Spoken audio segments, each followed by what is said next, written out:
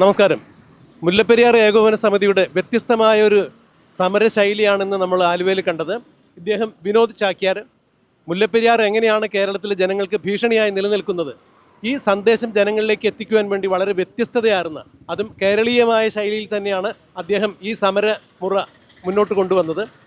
ഈ സമരത്തെക്കുറിച്ചും അദ്ദേഹത്തിൻ്റെ അനുഭവത്തെക്കുറിച്ചും നമുക്കൊന്ന് വിശദമായി തന്നെ ചോദിച്ചറിയാം. ചാക്യാരെ, നമസ്കാരമുണ്ട്. ഈ വ്യത്യസ്തമായ ഈ സമര ശൈലിയെക്കുറിച്ച് ഒന്ന് അങ്ങോട്ട് പറയുക. പിടിക്കാം. ഞാൻ വിനോദ് ചാക്യാർ.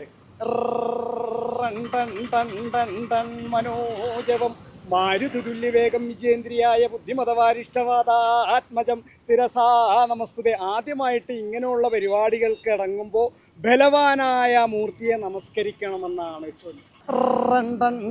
മനോജപം മാരുതുല്യവേഗം വിജേന്ദ്രിയായ ബുദ്ധിമതവാരിഷ്ടവാദാത്മജം ശിരസാ നമസ്തുതേ.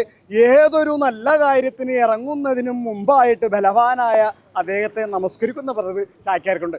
മുല്ലപ്പെരിയാറുമായിട്ട് ബന്ധപ്പെട്ടാണെന്ന് ചാക്യാർ സംസാരിക്കാൻ പോകുന്നത്. മുല്ലപ്പെരിയാർ പൊട്ടിക്കഴിഞ്ഞാൽ നമ്മളാരും തന്നെ ഇവിടെ ഉണ്ടാവില്ല എന്നുള്ള യാഥാർത്ഥ്യം നിങ്ങൾ കേരളീയരൊന്ന് മനസ്സിലാക്കുന്നത് നന്നായിരിക്കും. മുല്ലപ്പെരിയാർ ഡാം പ്രതീകാത്മകമായ ജനകീയ പ്രതിഷേധ പരിപാടിയാണ് ഈ നമ്മുടെ മാർത്താണ്ഡവർമ്മ പാലത്തിൻ്റെ മുകളിൽ അല്പം നേരം മുമ്പ് നിങ്ങളെല്ലാവരും കണ്ടതെന്നുള്ള കാര്യം മനസ്സിലാക്കുന്നത് നന്നായിരിക്കും. അതുപോലെ തന്നെ പറയുവാനാണെങ്കിൽ ഭയാനകമായ രീതിയിലാണ് മുല്ലപ്പെരിയാറിൻ്റെ ഇപ്പോഴത്തെ അവസ്ഥ എന്നുള്ളത് യാഥാർത്ഥ്യം നിങ്ങളെല്ലാവരും ഒന്ന് മനസ്സിലാക്കുന്നത് ഉത്തമം തന്നെയാണെന്നാണ് ചാക്യാർക്ക് പറയുവാനുള്ളത്.